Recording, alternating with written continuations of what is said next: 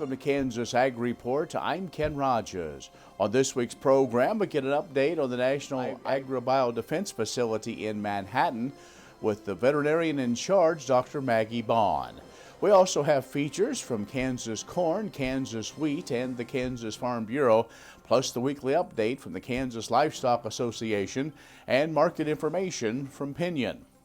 Kansas Agri-Report brought to you in part by the Kansas Soybean Commission, the Soybean Checkoff, progress powered by Kansas farmers. Kansas Farm Bureau, a grassroots ag organization representing the state's farm and ranch families since 1919, kfb.org. And the Kansas Wheat Commission, lending in the adoption of profitable innovations from wheat, online at kswheat.com.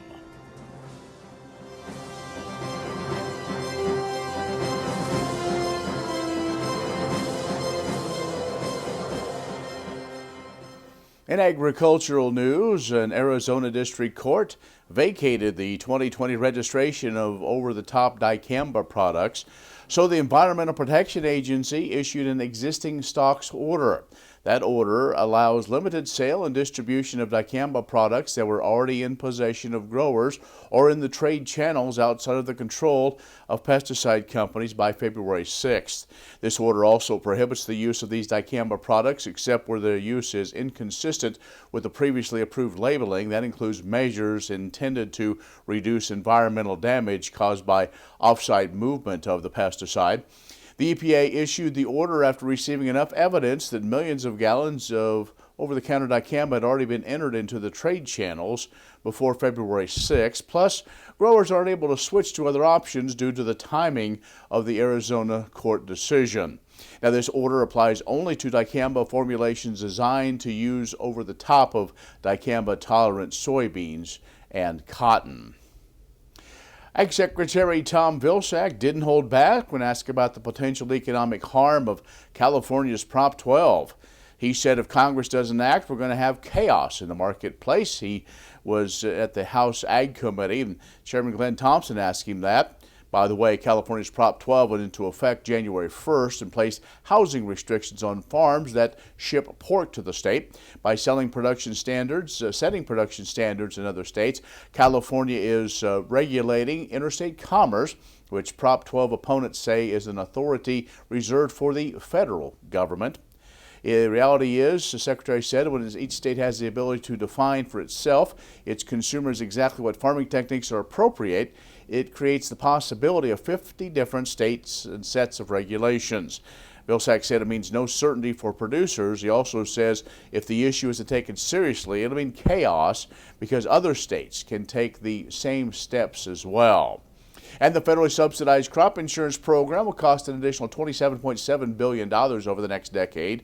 A Congressional Budget Office report says that the government pays roughly 62 cents of each dollar in premiums, and the sale of livestock and forage policies exploding as well. In the University of Illinois Farm Doc report says crop insurance costs should rise by 29% to nearly $125 billion for the decade that'll end 2033. Despite those increased, USDA spending on crop and livestock subsidies and land stewardship programs should remain stable, while crop insurance costs likely increase. The Senate Ag Committee says that projected cost of all farm bill-related programs now $1.46 trillion between 2025 and 2034. That's down 3.5% from the previous year's baseline of $1.5 trillion. Livestock insurance programs have grown dramatically since 2018 when Congress increased the premium subsidy rates for coverage. Policy covered the $26.4 billion in liabilities in 2023 compared to $512 million in 2018. More coming up on this Kansas Ag Report. Kansas Ag Report brought to you in part by Kansas Grain Sorghum, growers working together. Learn more at ksgrainsorghum.org.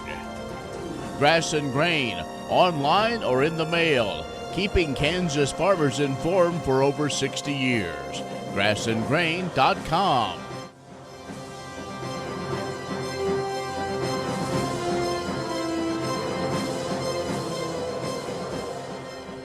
Well, joining us now is Dr. Maggie Benke, who is the attending veterinarian at the National Bio and Agri-Defense Facility in Manhattan, just right there at the K-State campus, and so she's going to give us an update on what's going on with MBAF. And so we saw it kind of raise up. We know that there are people there like you that are there. What's kind of the big update you can give on how things are at MBAF at the start of 2024? So NBAF, it's an exciting time. There we are working on a phased science approach. So that means that we are at the point where scientists are moving things into their labs, equipment, and so on, and starting to work in there with very non-infectious items, and kind of practicing all of those standard operating procedures and safety procedures that we're going to need to have once we do go live. So what we're doing now is this very focused, phased approach to stand up, and we won't move to the next phase until we know everything is safe and everything is working. This has been a long process, and it's still a long process until, in a sense, fully operational. But so what you're saying is, though, there are some of those basic levels, that some of those tests, some of those other things that are going on now. And so people probably want to know, there's still stuff going on at Plum Island, though, is that right? Absolutely, yes. Yeah. Plum Island has such an important mission and needs to remain absolutely functional until NBAF is fully operational. Okay. And so we won't be able to stop any work at Plum until we can do that work at NBAF. All right. I do, without going too much detail, because I know you can't, but there was a lot of discussion about, what you have here in the Midwest, so on and so forth. The facility is dang near ironclad, was able to get in there, and, we have tornadoes and other things, and it looks like it's extremely safe, and really the latest technology and is in play as far as for protection, and protection only of the building itself, but those that work in there. Absolutely, you're absolutely right. So, Plum Island was on an island, and we do get that question a lot. How can you move this into the middle of Midwest where the animals are?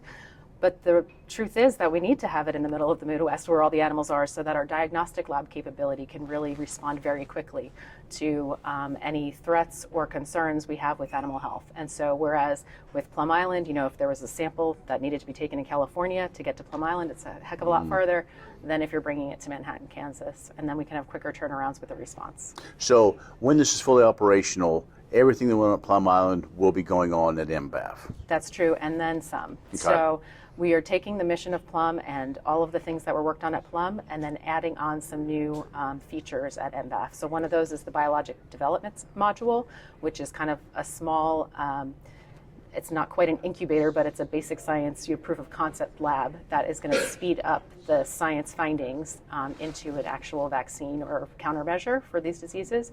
We also have a BSL-4, which is really very exciting. And it's not only is that we didn't have that at Plum Island, but we've never had one that can handle large livestock in this country. So that's really also very important. And then we've added some other disease studies to what we're looking at MBAF, and those are some of the arthropod-borne diseases that we have. Okay. Dr. Maggie Benke, who is the attending veterinarian at MBAF in Manhattan, is joining us. We're getting an update on what's progressing there, and we're going to take a quick break, come back, and talk more in just a moment. Kansas Ag Report brought to you in part by the Kansas Livestock Association, supporting members' business interests and meeting consumer demands. KLA.org. Oldie Seed Farms, carrying soil-specific seed. Find them on the web at oldieseed.com. That's OHLDE seed.com. And Kansas Corn, building the future at kansascorn.com.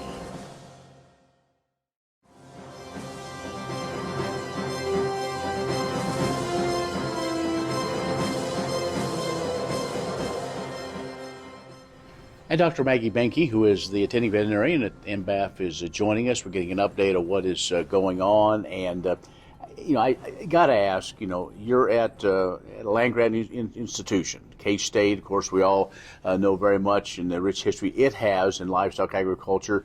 You're also placed, in the livestock belt in that whole situation. So, but talk about maybe the opportunities for future K-State students. And as MBEF gets rolling, we all need more scientists, and what a great, exciting thing. Are there some opportunities there to work with K-State and MBEF since it's so close?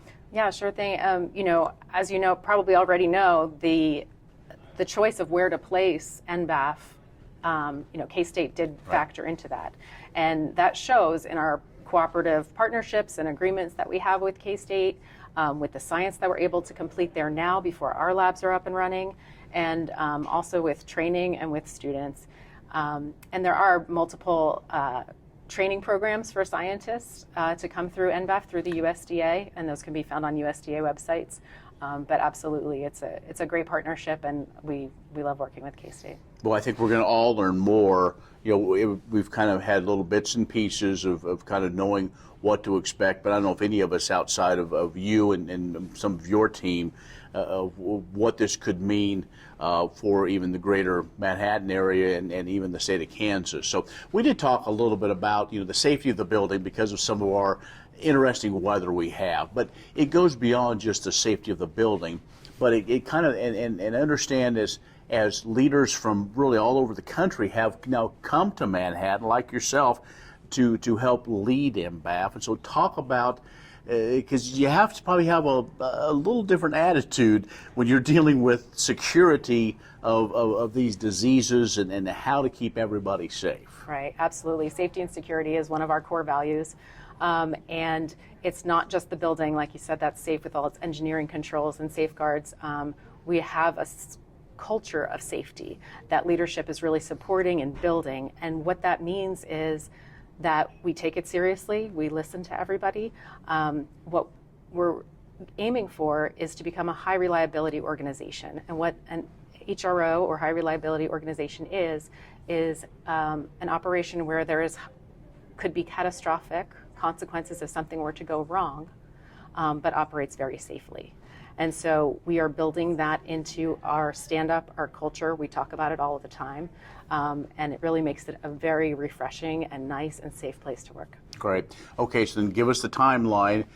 We have had Secretary Vilsack came out, and we kind of did the official kind of ribbon cutting, or hey, we're now working towards full operation. Is everything on time, and so it'll be ready to go fully as planned?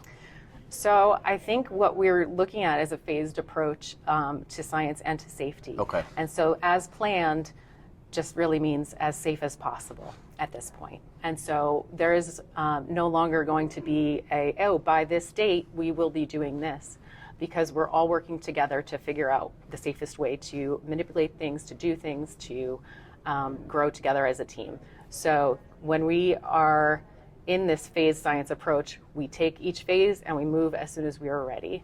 And so there will be updates, we promise. Everybody does want to know, but for full operation with that BSL-4, it's going to be a few years. Now, before we let you go, explain to us what the attending veterinarian is at MBAF, with what you're doing now and what you will be doing in the future. So the attending veterinarian role, and I'm also the unit lead for the animal resources unit. So all of the animals that are included in research at MBAF are my responsibility. So I'm accountable for the welfare of those animals, for their care, for their feeding, for their veterinary care, for supporting the scientists to ensure that everything is going well, and for training my team to ensure that they are also, doing that and getting them everything that they possibly need to treat the animals as well as we possibly can at MBAF. Well, Dr. Binky, again, thank you for spending some time with us to give us the update of what's going on. We look forward, as much as we can talk in the future of what's going on. It should be a good thing for the state of Kansas, so thank you so much. Thank you. It's good to be here. Dr. Maggie Binky, who's attending veterinarian for NBAF in Manhattan, has given us an update. We'll be back with more coming up in just a moment. What if U.S. soybean meal were more than a commodity? If seed companies and the soybean checkoff built a better variety? That future is here. The time is now. To meet end-user demands, the Soybean Checkoff is investing in the compositional quality of soybeans, including meal.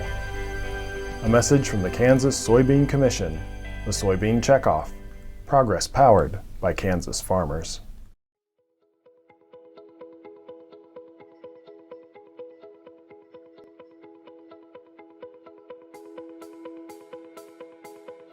In the winter, we start working on planters and focus on making sure everything is mechanically ready, because the most important thing about farming is putting the crop in the ground.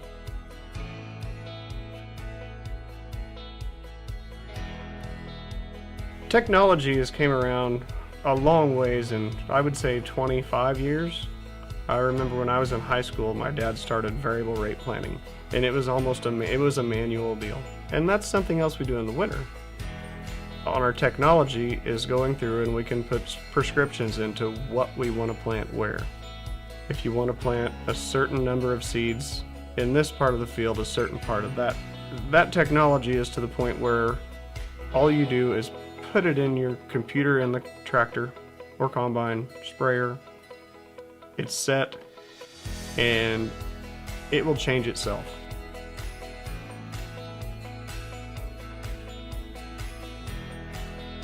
I think the best thing that our kids like about it is being able to see what's happening.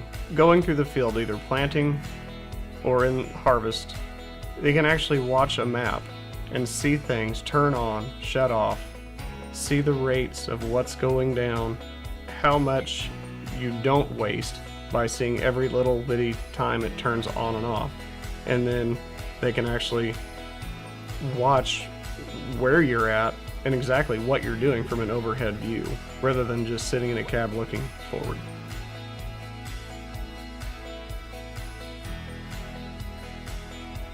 Soil health is important because without the right nutrients in the ground, the corn can't grow to its best potential. We farm all no-till, and no-till basically means what it says. You don't till. No tillage. It works in our operation.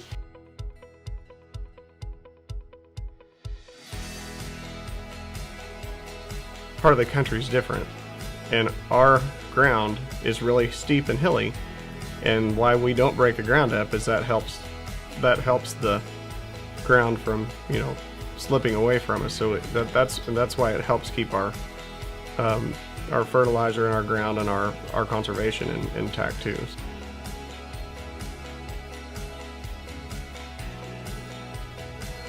Beyond the technology and the equipment, there's technology in the seed too.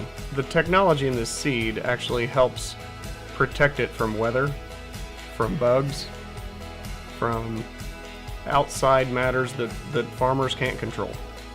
And that helps the corn grow better, faster, safer.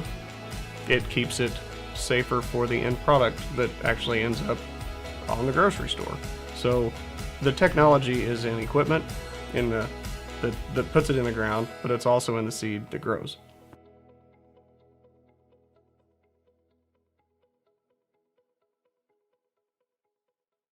Grain sorghum is one of the most important cereal crops worldwide, and Kansas leads the nation in its production. Over the years, sorghum has been either exported, used in animal feed domestically, or for other industrial uses. Recently, its use in the ethanol market has seen tremendous growth, with 30% of domestic sorghum typically going to ethanol production. Kansas Grain Sorghum is committed to sorghum research, market development, and education. Learn more at ksgrainsorghum.org. Wheat. For thousands of years, wheat has represented something essential to a diverse group of people across the world. A way to make a living. A way to create new opportunities. A way to feed a family. Put simply, a way of life. Wheat symbolizes hard work, doing things the right way, even when it's not the easy way. It embodies stable values in an ever-changing global economy. But in today's world, hard work and belief are no longer enough on their own. It is time to push the boundaries of wheat's potential, of our potential. We must collectively focus on using research and data to help us move forward. Fields Forward aims to do just that by funding current wheat research projects that improve yield and quality, by maintaining and developing technology and facilities necessary for future wheat research, and by cultivating new talent in the wheat breeding and genetics industry. Generations from now, the wheat industry may look different, but with our efforts today, it will continue to honor the heritage that unites us all. Fields Forward, the campaign for a sustainable wheat future.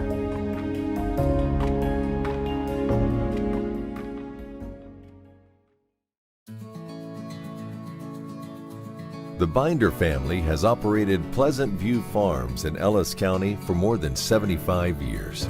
Originally a dairy and small grain crop operation, brothers Ernie, Steve, and Tom discontinued the dairy in the 1980s and recently began the process of transitioning the remaining crop ground to pasture to increase their cattle herd. Today, Ernie manages the day-to-day operations of the 100 cow-calf pairs with input from Steve and Tom. They've transitioned approximately 200 acres of farmland to native grasses and initiated a rotational grazing program. They've also enlisted the help of K-State Extension specialists to use the native grasses and planted feed and cover crops to meet the nutritional needs of their cattle. In addition to shifting their focus to livestock, the Binders have actively worked to protect Big Creek, which flows through their farm. They've installed more than 3,000 feet of pipe for an alternative water supply for their cattle herd and built nearly 7,000 linear feet of fence to create a buffer strip protecting the creek from erosion and nutrient runoff. After drilling an additional well in 2021, the Binders successfully eliminated watering their cattle in Big Creek entirely, which required them to move one of their winter feeding sites. The new site features 3 30-foot bunk lines, which approach aprons that help manage manure for later dispersal over forage and cover crop fields. The Binders also constructed a 10-foot tall and 72-foot wide metal windbreak to shelter the cattle. With these changes and others, the Binders have increased their herd from 40 cow-calf pairs to 100 by working smarter, not harder. Pleasant View Farms has hosted several field days showcasing the changes, helping others understand that sustainability and profits go hand in hand, while lessening the workload required to manage the land. Many seed companies claim to offer the latest genetics, but how many have tested those genetics in soils just like yours? The Oldie Seed Know to Grow research program has fully tested the latest seed genetics in soils that are right in your neighborhood. The Oldie Seed Know to Grow program can recommend the best performing hybrids from technologies like Enlist, Extend, and Liberty Link that will optimize the yield and profit of every acre on your farm. Contact Oldie Seed today.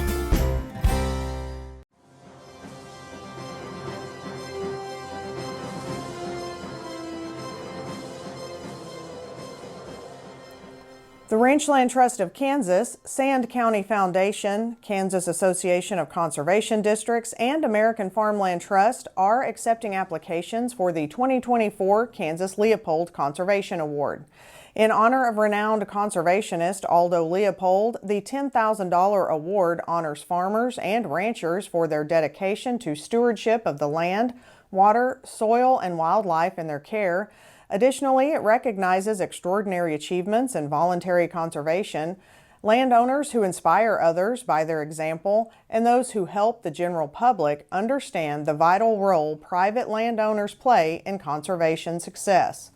Landowners are encouraged to nominate themselves, or applications may be submitted on behalf of a landowner. Kansas Leopold Conservation Award applications are due by June 1st and should be emailed to award@sandcountyfoundation.org. Landowners looking for more information or who are interested in applying can visit sandcountyfoundation.org. The Leopold Conservation Award in Kansas is made possible thanks to generous sponsors, including the Farm Credit Associations of Kansas, ITC Great Plains, Kansas Department of Agriculture Division of Conservation, Kansas Department of Wildlife and Parks, Kansas Forest Service, McDonald's, the Nature Conservancy in Kansas, the Natural Resources Conservation Service, Green Cover Seed, and a Kansas Leopold Conservation Award recipient. What does a brighter, more sustainable future look like in our cities and towns, and how do we get there? When New York needed an alternative fuel source to reduce carbon emissions, the city found what it needed in biodiesel made from U.S. soybean oil.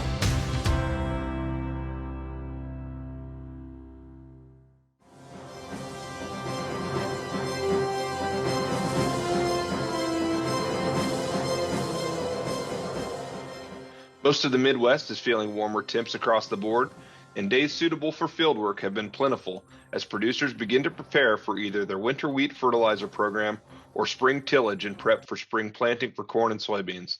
The U.S. got updated core inflation data this month, and although reports this fall had the Fed leaning towards some sort of rate cut in the spring, it appears we are still facing pretty advanced inflation.